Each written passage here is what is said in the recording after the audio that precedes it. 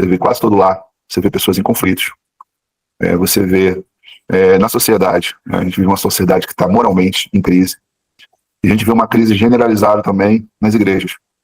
Isso é, você percebe que as pessoas estão lá dentro, mas não estão passando por um processo de transformação. E na reunião passada a gente falou sobre por quê.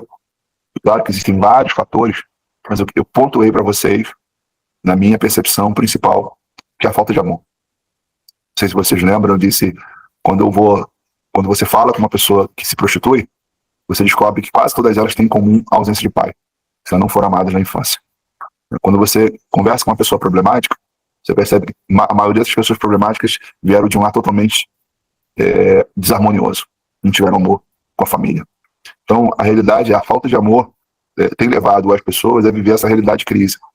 E eu posso falar isso não só como cristão, mas como terapeuta. Quando eu vou atender as pessoas, a maioria que tem depressão, tem ansiedade, tem bipolaridade, elas não receberam amor em alguma fase da vida. É difícil encontrar alguém que tem um problema emocional que não tem um histórico, ou porque foi traído pelo marido, ou porque foi abandonado pelos pais, ou porque foi rejeitado pela família. Então, a gente percebe que, assim, o amor é uma coisa importantíssima na vida do ser humano. O ser humano nasce, cresce, envelhece e morre precisando de amor. Então, é um assunto que a gente abordou na semana passada e hoje eu gostaria de dar continuidade, porque para mim é um assunto muito importante. E para isso, eu vou ler aqui o texto de 1 Coríntios, vocês aí me acompanham, para vocês verem que o que eu estou falando tem fundamento. 1 Coríntios 13 diz assim: ainda que eu falasse a língua dos homens e dos anjos e não tivesse amor, seria como metal que soa, como sino que tine. Ainda que eu tivesse o dom de profecia, conhecesse todos os mistérios e toda a ciência, e ainda que tivesse toda a fé, de maneira tal que transportasse os montes, e não tivesse amor, nada seria. Ainda que distribuísse toda a minha fortuna para sustento dos pobres, ainda que entregasse o meu corpo para ser queimado, não tivesse amor, nada disso me aproveitaria. O amor sofredor é benigno, o amor não é invejoso, o amor não trata com leviandade, não se ensoberbece, não se porta com indecência, não busca seus interesses, não se irrita, não suspeita mal, não folga com justiça, mas folga com a verdade. Tudo sofre, tudo crê, tudo espera, tudo suporta. O amor nunca falha, mas havendo profecias serão aniquiladas, havendo línguas cessarão, havendo ciência desaparecerá. Porque em parte conhecemos, em parte profetizamos. Mas quando vier o que é perfeito, então quem parte será aniquilado.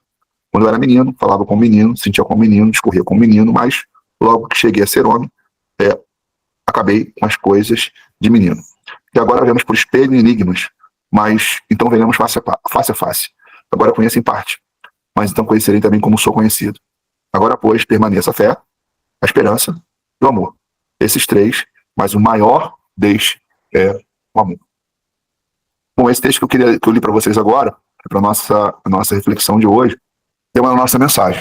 Então, para vocês verem, né, é um assunto tão importante que ele precisa ser ensinado, precisa tirar dúvidas, se exercitar. E Paulo, que ele fala, em Coríntios, sem amor, tudo que você possa fazer não faz sentido, não tem valor. Então você pode ajudar, dar a sua vida, dar seus bens, você pode fazer tudo. Mas sem realmente o verdadeiro amor, isso não tem valor nenhum para Deus. E aí o que eu percebo? Muitas pessoas, elas, por não terem recebido esse amor, não sabem amar. Eu sempre digo que o que você sabe fazer é o que você aprendeu. E tem coisas que são fáceis de fazer e você não consegue porque nunca ninguém te ensinou. Então, às vezes, por exemplo, todo mundo aqui sabe assinar um nome, mas já devem ter visto aquelas pessoas que têm que botar a digital lá para poder assinar um documento. Aí você diz assim, poxa, mas como é que pode uma pessoa não conseguir assinar um nome? Uma coisa tão simples. Simples porque você aprendeu. Agora, quem não sabe, quem não aprendeu, é impossível. Então, se a gente parar para refletir, o amor é algo fundamental na vida do ser humano, mas a maioria das pessoas, elas não sabem amar. E por quê? Porque nunca receberam. Então você não tem como dar aquilo que você nunca teve. E no nosso meio cristão, não é diferente. As pessoas se convertem, querem a Deus, mas porque elas não sabem a forma certa de como demonstrar o amor de Deus que ela recebeu, que Deus nos amou primeiro, nós deixamos de viver, de levar, de ter os resultados que a gente deseja na nossa vida. Por exemplo, tem pessoas na igreja que estão pedindo a conversão dos seus parentes, mas seus parentes não convertem porque ela não sabe amar. Simplesmente por isso. Depois eu posso contar histórias para vocês aqui interessantes sobre esse assunto. E aí a pessoa está lá orando, Senhor, meu marido não larga a bebida, meu filho está nas drogas, minha família é assim. Mas quando ela chega dentro de casa, ela não sabe expressar o amor de Deus. Não sabe compartilhar o amor de Deus, não sabe demonstrar esse amor. Então, o que eu quero hoje? Eu quero ensinar vocês E aquilo que vocês já praticam, perfeito, ótimo. Não, Marcelo, isso aqui para mim é fácil. Mas o que vocês não praticam, vocês precisam se exercitar. Porque assim, o amor ele se manifesta de várias formas. Eu vou pontuar algumas formas aqui para vocês refletirem e vocês se autoavaliarem. Cara, eu amo dessa maneira, dessa forma, esse amor se manifesta em minha vida. Então a gente precisa entender como de fato ele é atuante, para que eu possa fazer essa avaliação. De repente, assim, cara, eu pensei que eu estava amando, mas eu não estava fazendo da maneira certa. Por exemplo, eu já vi pais darem tudo para os filhos, terem 2 empregos, trabalhar assim desordenadamente, para o filho ter o melhor computador, para ter o melhor celular, para ter o melhor quarto decorado. Mas estão dando coisas achando que estão amando. E aí o filho cresce, não respeita, não se submete, não valoriza as coisas que ganha. E aí os pais dizem assim, mas é muita ingratidão. Eu amei tanto esse menino, dei tudo para ele, e nunca reconheceu, nunca valorizou, tudo que eu dou para ele quebra, não me respeita. Já ouviram histórias assim? Eu acredito que sim. Aí você diz, mas por que se essa mãe amou tanto o menino? Aí tá o problema. Ela deu coisas, não deu amor. Porque dar coisa não significa que você tá amando. E não que você não possa dar. Então assim, a intenção foi boa, a maneira foi errada. Então o que a gente precisa? Descobrir a maneira certa da demonstração de amor, seja com a família, seja com os parentes, seja com os irmãos da igreja, seja com as pessoas do ambiente de trabalho. E se você descobrir e aplicar isso na sua vida, eu vou compartilhar para vocês. Eu já tive muitas experiências satisfatórias de eu demonstrar amor pelas pessoas, quebrantar essas pessoas e fazer com que elas tivessem ali uma aproximação de Deus por ver o amor de Deus na minha vida. E algumas pessoas falam assim, poxa, Marcelo, você é terapeuta, mas você vai além. Eu vejo que tem alguma coisa diferente em você. Já vi várias pessoas falarem isso. Isso não me faz me sentir melhor do que ninguém. Mas quando eu faço meu trabalho e faço com amor, as pessoas percebem a diferença. Que não é só um profissional que está ali, alguém que quer o bem dela, que quer realmente que ela tenha resultado, que ela mude de vida. Então muitas vezes eu fui além das minhas atribuições como terapeuta, e isso fez com que algumas dessas pessoas se sentissem cativadas ao ponto de querer conhecer a minha fé, conhecer o meu Deus, exatamente por se sentir amado através do meu trabalho.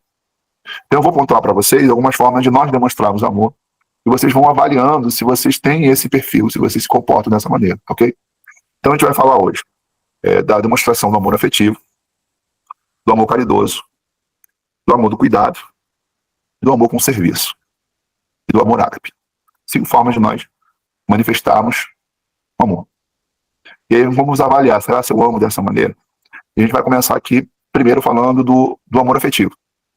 E o que é o amor afetivo? É literalmente demonstrar afeto. Uma forma de a gente demonstrar que ama é abraçando, é beijando, é falando que ama.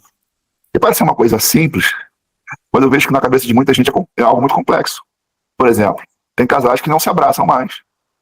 Tem casais que não se beijam mais. Tem casais que não falam mais que amam. Concorda comigo? Talvez até alguns de vocês estejam dentro desses parâmetros aí. Aí você diz assim, Marcelo, mas a gente já está há muito tempo junto. E o que acontece? As tivessem os mesmos hábitos do amor afetivo de quando se conheceram, estariam tão bem quando começaram. Ou quantos relacionamentos e aí você está convivendo com a pessoa só por conviver. Aí é só você parar para refletir que no início abraçava, no início beijava, no início fazia carinho, no início falava que amava. E depois de alguns anos casado, parou. Não faz mais. Aí veja se, depois de alguns anos, essa relação era muito diferente do que quando começou. Então, Marcelo, o que mudou? A falta do amor afetivo. O amor afetivo tem que ser algo que tem que perdurar a nossa vida toda. Com todo mundo. Com o filho. Você pega quantos filhos que estão vivendo um quadro de depressão, porque os pais sabem cobrar, sabem brigar, sabem exigir, sabem ofender, mas não sabem amar. Já tirei jovens da depressão só dizendo para os pais que tem que beijar, abraçar, dizer que ama, fazer carinho. E isso é fundamental numa relação entre pais e filhos. E por que muitos pais não fazem?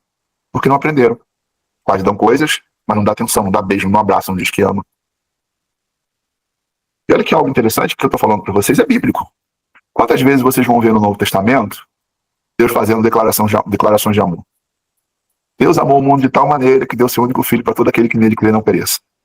Jesus fala assim, olha, assim como eu vos amei, amai-vos uns aos outros. Você bota depois lá no chat e diz quantas vezes aparece a palavra amor dita por Jesus no Novo Testamento. Então eu pergunto, Jesus falava que amava os seus discípulos? Falava. Jesus demonstrava afeto? Tem um texto bíblico que diz que João era chamado do discípulo amado. E ele reclinava no peito de Jesus. O que é isso? Demonstração o quê? Afetiva. Então, Jesus não somente falava, mas demonstrava afeto também. Então, uma das coisas que temos que aprender é sermos afetivos com as pessoas. Claro que, assim, tem pessoas que nós temos limites. Você pode ser afetivo com uma pessoa do seu trabalho, mas se você for exagerado, você vai ser mal interpretado. Então, a gente tem que ter cuidado. Mas não significa que por isso você vai tratar a pessoa friamente. Você pode ser simpático, pode saber abraçar a pessoa do seu ambiente de trabalho para que ela se sinta acolhida por você, sem extrapolar o limite que leve a pessoa a confundir as suas intenções. Mas imagine se abraçássemos mais todo mundo, os familiares, os amigos, as pessoas do ambiente de trabalho, se você fosse uma explosão de amor afetivo. Eu pergunto, será que você não melhoraria os seus ambientes? Ambiente de trabalho, ambiente de família? Eu vou mostrar para você, sabe quais são os melhores dias em casa? Quando eu acordo de manhã cedo, minha esposa está fazendo café e vou lá dou um beijo no pescoço dela. É ou não é, Ale? Eu ganho dia, pronto, fica tudo flores, a gente senta na mesa, ri, conversa. Às vezes eu vou ver filme com o João Miguel, o Miguel tem 15 anos. Aí eu digo, João, bota as pernas aqui por cima de mim, eu tô vendo filme com ele, eu tô vendo anime com ele, não faz nem sentido pra mim, às vezes, o programa, mas faz pra ele. Então, sentar com ele, fazer cafuné do meu filho, falar que eu amo, faz sentido. Então, como é importante nos tornarmos pessoas afetivas. E o interessante é que, para quem não recebeu, isso é muito difícil. Por incrível que pareça. Já conversei com pessoas e você abraça. Não. Você diz que ama. Não. Você pode fazer? Posso. Aí quando eu vou para a terapia seguinte, eu pergunto, você fez? Não. Mas é tão simples. Mas é tão complicado para quem nunca fez. Então, eu queria pedir a vocês que vocês pensassem nessa semana que vocês podem melhorar com relação à demonstração do amor afetivo, sabe? Veja se vocês podem ser mais carinhosos. Fale para o filho, liga para ele, fala, só liga para dizer que eu te amo. Passa a semana toda falando para sua esposa, para o seu marido que você ama. Eu te amo. Vamos melhorar nisso então? Vamos se exercitar nisso? Abrace mais, beije mais, diga que ama. Cada um dentro do seu quadrado, né? O marido e a esposa pode ser de forma mais íntima, né? A família de forma mais forte. Pessoas do trabalho de maneira mais formal, mas também fazer. E depois que a gente começa a fazer, não para mais. Sabe por quê? Quando a gente demonstra amor, a gente libera um hormônio chamado ocitocina. E aí, seu nível de ocitocina vai lá em cima. E quem recebe o amor, o nível de ocitocina também vai lá em cima. E aí, sabe o que ocorre? Você se sente mais feliz. Você se sente mais pleno. Sabia disso? Então, assim, tem um sentido também neurológico, não só espiritual, mas há uma interferência química no nosso organismo. Sabia? Eu já fizeram uma pesquisa uma vez de homens que traíam e de homens que não traíam. E sabe o que descobriu? Os homens que não traíam, eles tinham grande quantidade de ocitocina na corrente sanguínea. Isso é, quanto mais o homem se sente amado, menos é tentado a trair. Olha como é importante a gente demonstrar o amor. Então ficou claro para vocês o que é o amor afetivo, não ficou? Uhum. Ótimo, então já vamos exercitar. Vamos falar agora sobre uma outra demonstração de amor, que é o amor caridoso. Mas sabe o que é o amor caridoso? É quando você vê uma pessoa necessitada e você ajuda. Isso é um ato de caridade. Inclusive, o apóstolo João, ele fala aqui algo muito interessante, lá em 1 João 3,17. Eu vou ler o texto para vocês aqui, ó. Ele diz assim, ó: se alguém tiver recursos materiais e vendo seu irmão em necessidade e não se compadecer dele, como pode permanecer nele o amor de Deus? Olha como é interessante também a gente também ter o amor caridoso. É a preocupação em ajudar quem tem necessidade. Agora, deixa eu explicar para vocês isso aqui. Ajudar a necessidade. Consegue entender? Isso significa que tem que estar distribuindo o que a gente tem para todo mundo, não é isso?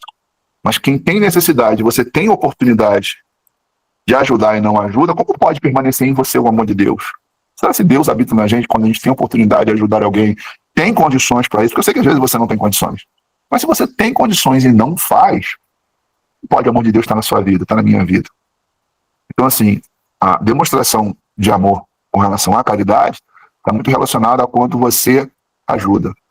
E é interessante, quando você ajuda, depois se multiplica para você. Vou dar um exemplo da parábola de Jesus, de 5 pães e 2 peixes. Tinha uma multidão. O que eles tinham? Uma pequena quantidade aqui de alimentos. 5 pães e 2 peixes. E aí Jesus pergunta, o que vocês têm? Isso aqui que a gente tem. Despede a multidão. Senão vamos fazer o seguinte, vamos compartilhar. Eu tenho, eles não têm nada, eu vou dar um pouquinho do meu, do nosso. E na hora que eles começaram a partir pão, a multiplicação foi tanta que depois voltou 12 cestos. Então, às vezes, ele diz assim, mas o que eu tenho é pouco, não dá para ajudar quem não tem nada, porque vai faltar para mim lá na frente. Muitas vezes, quando você ajuda com um pouco que você tem, partilha, quem não tem nada, de alguém que tem necessidade, o que Deus ele faz na sua vida? Ele multiplica. Eu mesmo já tive experiências de eu ajudar pessoas e depois Deus multiplicar em abundância na minha vida. Eu contei algumas histórias para vocês aqui sobre isso. Então a gente precisa ter esse coração caridoso para ajudar. Agora, detalhe, né? A palavra de Deus diz que a gente tem que ser simples como a pomba, mas prudente como uma serpente. Tem pessoas que você pode pensar que ela tem necessidade, mas às vezes ela está passando por aquilo por uma questão de vaidade dela. E se você ajuda, você não está ajudando, você está prejudicando. Por exemplo, há uns anos atrás, nós fomos socorrer uma irmã que ela não estava tendo condições nem de comprar as fraldas do filho. E a gente ia lá, comprava fraldas, coisas que faltavam para a criança, a gente estava ajudando. Só que, de repente, um dia, ela era uma pessoa que tinha um trabalho, tinha um emprego, era funcionária pública. E um dia, eu senti no coração de falar com ela assim: querida, eu posso te ajudar? Porque eu estou achando que a tua dificuldade talvez seja por organização. E eu senti que ela ficou meio constrangida, mas aí ela sentou do meu lado e falou assim: vamos botar no papel aqui. Para onde vai o seu recurso? Se você tem salário? O que você gasta? Desculpa, me intrometeu, só quero te ajudar, porque eu estou vendo que seu filho, bebê, não está conseguindo nem suprir a necessidade básica dele. Tudo bem? E aí, quando nós abrimos, ela tinha comprado passagem para Gramado e nada contra. Ela tinha dinheiro com as roupas para viajar, tinha comprado um perfume de R$ 500. E aí, quando eu fui vendo a lista das coisas, eu falei assim: você acha justo seu filho passar essa necessidade toda e você gastando dessa forma? Então, assim, onde eu quero chegar? Quero dizer para vocês que a gente ajuda quem tem necessidade, mas tem pessoas que, se você ajudar, você piora. Ela não tem noção do que é prioridade na vida delas. Não é que façam por maldade, mas não sabe o que é prioridade. Então, não administra bem, gasta desordenadamente e fica na situação apertada.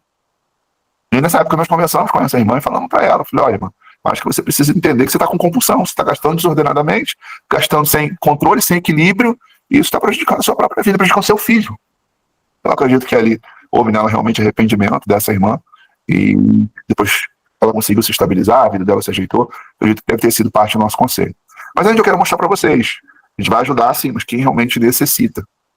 Então é importante a gente ter esse princípio na nossa vida, porque tem pessoas que elas vivem só para si, só pensam em si e sempre pro eu delas. E tem um texto bíblico muito interessante que Jesus ele fala de um fazendeiro, e ele teve uma plantação enorme, e aí na hora da colheita veio uma abundância, e ele disse: o que eu vou fazer com toda essa colheita? Vou derrubar meus celeiros, fazer celeiros maiores, acolher a minha colheita, e vou dizer para a minha alma: come, bebe e folga. Aí Jesus disse assim: louco, nessa noite pedirão a tua alma, que você tem preparado. Para quem será? Então é importante a gente refletir isso, porque tem vários textos bíblicos mostrando que pessoas que tinham oportunidade de fazer não faziam, de ajudar e não ajudavam, de dividir e não dividiam.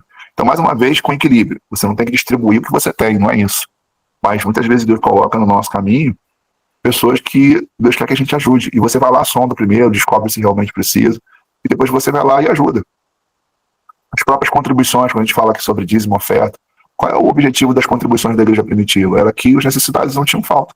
A igreja primitiva tinha 3.000 pessoas, essas 3.000 pessoas de lá, ninguém tinha necessidade de nada. Mas por quê? Porque existia no coração das pessoas o sentimento voluntário de ofertar, de dizimar, de contribuir, de ir lá e colocava aos pés dos apóstolos. E as suas necessidades eram supridas. Então, para mim não faz sentido as pessoas dizimarem e ofertar para a gente fazer um prédio. Mas faz sentido as pessoas dizimarem e ofertar para socorrer o irmão. Que é uma prática nossa, vocês sabem disso. Então, assim, ter um coração caridoso é você estar sempre preocupado em ajudar quem precisa, daquelas pessoas que Deus coloca no seu caminho, ou os próprios irmãos mesmo da nossa comunidade. Todo mundo aqui está sujeito a passar um momento difícil. Todo mundo está sujeito aqui a ter um momento de dificuldade. E como é prazeroso quando a gente sabe que está tendo dificuldade, a gente diz assim: ó, isso aqui é para te socorrer. Então aqui, ó. Ah, depois eu pago. Não, isso aqui. Já tem várias vezes de não, Marcelo, depois eu dou. Não, isso aqui não estou te emprestando. Isso aqui não é para emprestar, isso aqui é para ofertar na sua vida. Mas por quê? Porque a gente tinha para isso. Por quê? Porque vocês contribuíram para isso. Então a gente ter esse coração caridoso é importante na nossa vida cristã. Então, ó, primeira forma de demonstrar amor: afetivo, depois caridoso. E terceiro, você vai mostrar o amor com cuidado. Vou citar um exemplo bíblico para vocês aqui, para a gente entender na prática o que é demonstrar amor com cuidado. Perguntaram para Jesus o que era amar o próximo. Jesus conta uma história. A história vocês conhecem, mas vou citar aqui porque tem algumas pessoas que estão aqui recentes conosco. Jesus fala assim: olha, um homem saindo de Jerusalém para Jericó, no caminho foi abordado por salteadores. Os salteadores roubaram o que era dele e deixaram ele semi-morto. Aí, no caminho, passou onde esse homem estava ali ferido, passou ali um levita.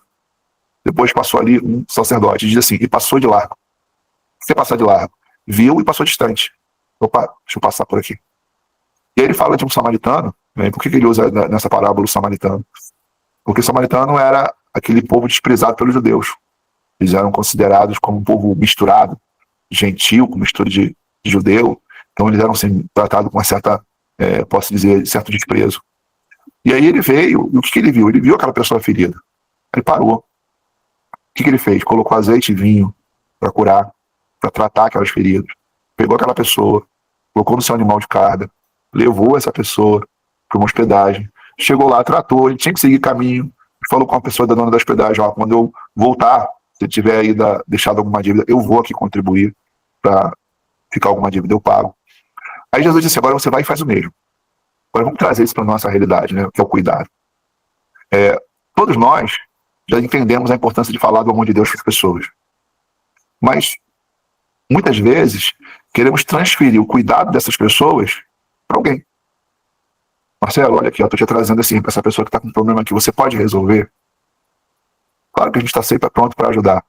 Mas já tive casos, não me referindo a vocês, de a pessoa nem perguntar, né, para a pessoa que me apresentou qual era o problema, ou de tentar de ajudar de alguma forma.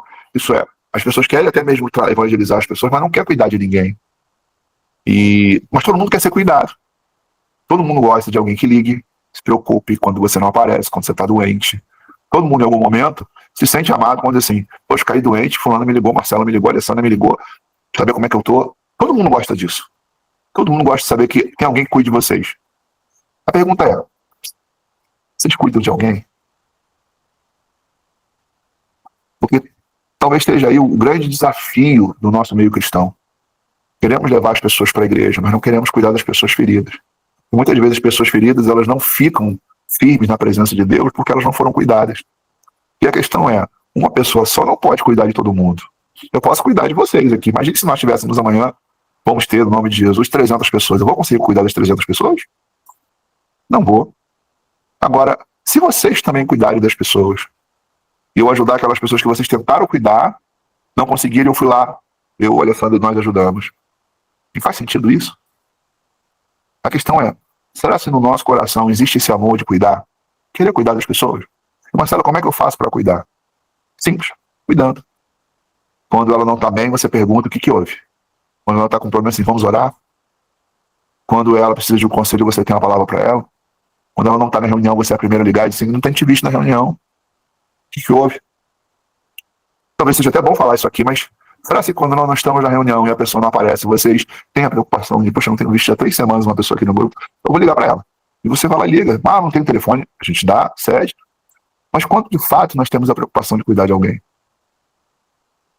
E aí, Jesus ele conta a parábola lá no fim dos finais dos tempos, naquele dia quando o Senhor vier, e ele diz assim, colocarei as ovelhas à direita e colocarei os bodes à esquerda.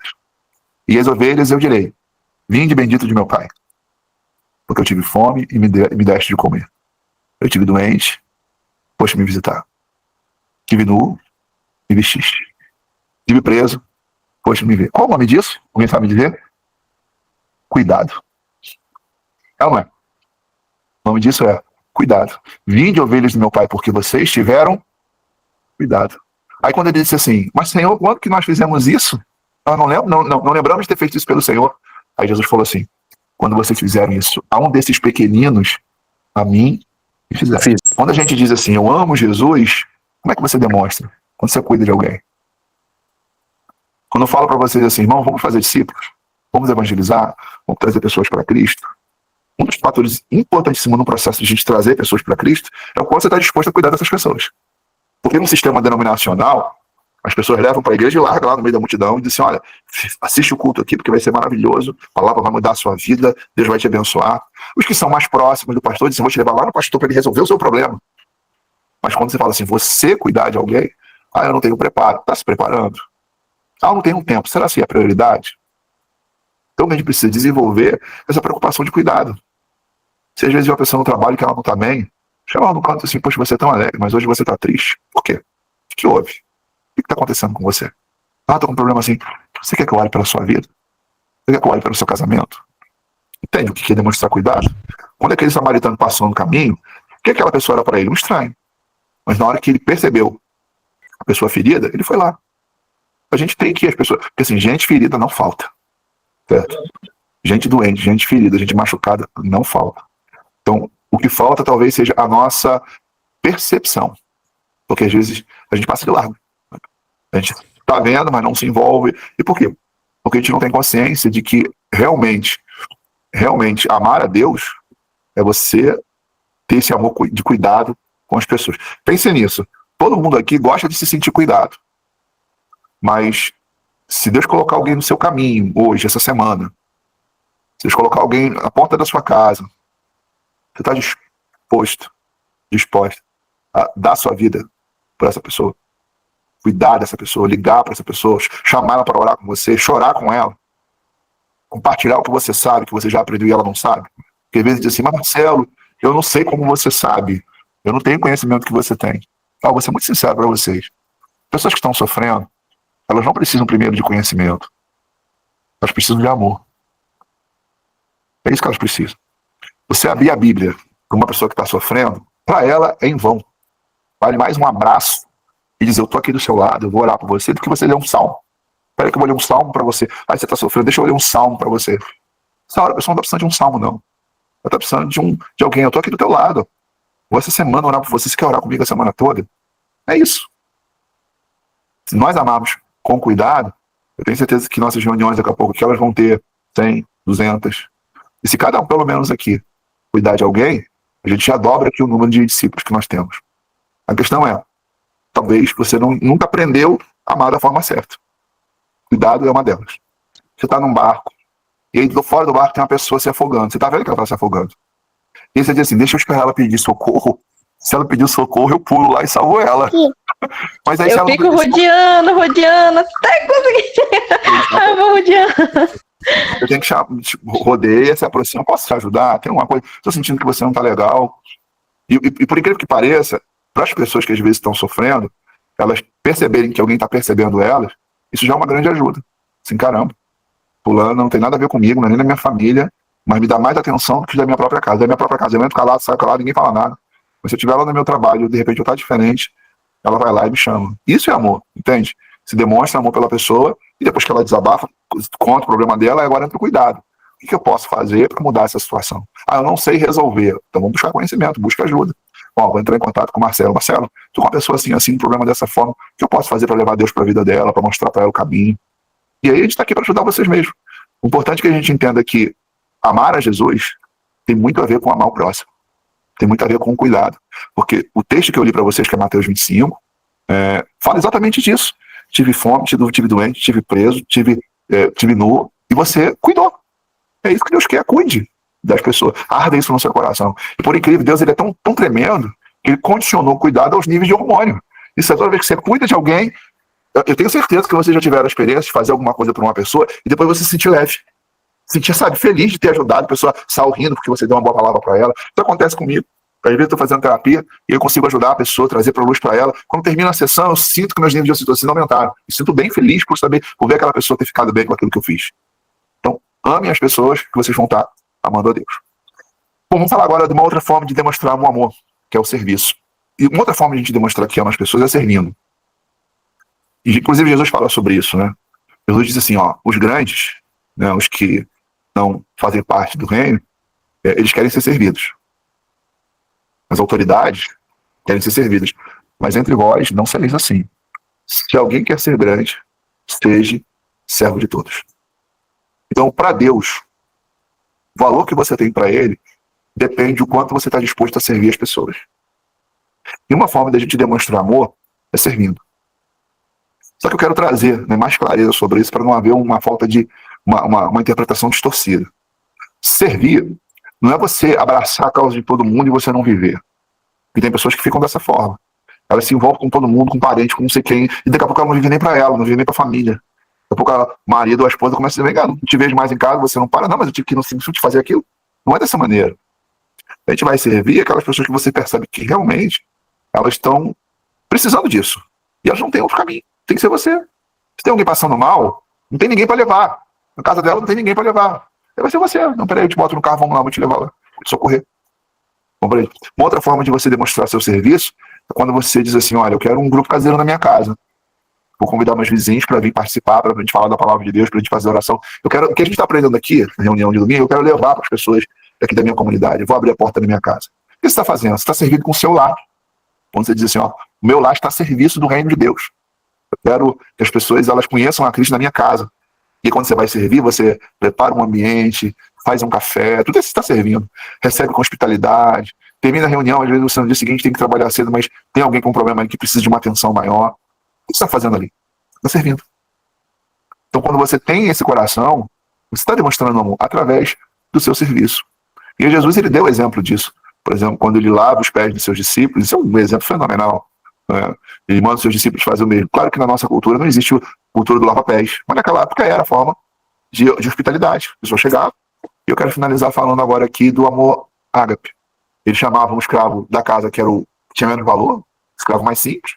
E as pessoas chegavam na casa, elas sentavam, o escravo ia lá com uma bacia e lavava os pés dessas pessoas porque as estradas eram de barro. Então era comum os escravos da casa fazerem isso.